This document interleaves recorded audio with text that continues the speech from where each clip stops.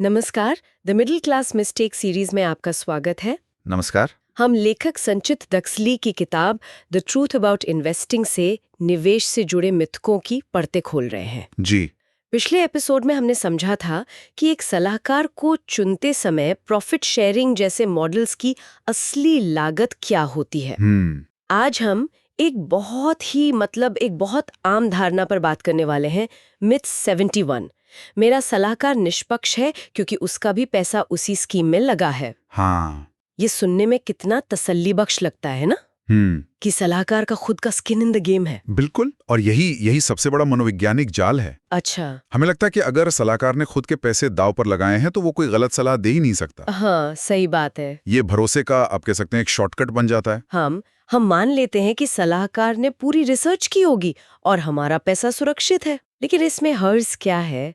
अगर कोई अपनी रिसर्च पर इतना कॉन्फिडेंट है कि खुद के पैसे लगा रहा है, तो उसकी विशेषज्ञता का फायदा उठाने में क्या बुराई है? नहीं, देखें, हमेशा जाल हो ये जरूरी नहीं। अच्छा। लेकिन सबसे बड़ी गलती तब होती है जब निवेशक आंख बंद करके सलाहकार को कॉपी करने लगते हैं। कॉपी करने लगते हैं मतलब वो ये भूल जाते हैं कि हर इंसान के वित्तीय लक्ष्य, उम्र और सबसे जरूरी जोखिम लेने की क्षमता, मतलब रिस्क टॉलरेंस, अलग अलग होता है। हाँ। सलाहकार की रणनीति उसके लक्ष्यों के लिए सही हो सकती है, आपके लिए नहीं। मतलब सलाहकार की जरूरतें हमसे अलग हो सकती हैं।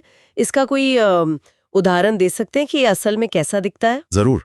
मान लीजिए आपका सलाहकार युवा है और वो किसी ऐसे रियल एस्टेट प्रोजेक्ट में निवेश करता है जहां पैसा 10 साल के लिए फंस सकता है, लेकिन रिटर्न्स बहुत ज्यादा हैं। ठीक है। उसके लिए ये ठीक है। पर अगर वही सलाह किसी ऐसे इंसान को दे जो रिटायरमेंट के करीब है और जिसे नियमित आय चाहिए, जिसे पैसों की जरूरत कभी भी पड़ सकती है, बिल्कुल, तो ये एक बहुत बड़ी गलती होगी।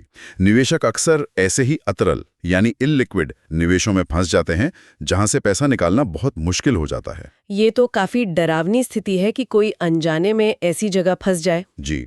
तो अगर किसी को शक हो कि वो इस मनोवैज्ञानिक जाल में फंस रहा है, तो इससे बाहर निकलने का या इससे बचने का सही तरीका क्या है? इसका एक ही जवाब है, पारदर्शिता।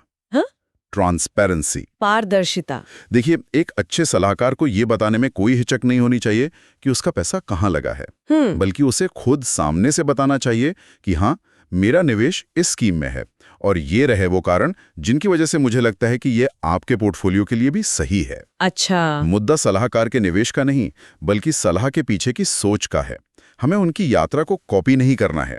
ठीक है, तो ये पारदर्शिता सुनिश्चित करने के लिए एक निवेशक को कौन से ठोस और व्यवहारिक सवाल अपने सलाहकार से पूछने चाहिए? कुछ सवाल हैं जो हर निवेशक को पूछने ही चाहिए, और ये सवाल सिर्फ जानकारी के लिए नहीं है। ये एक तरह का स्ट्रेस टेस्ट है।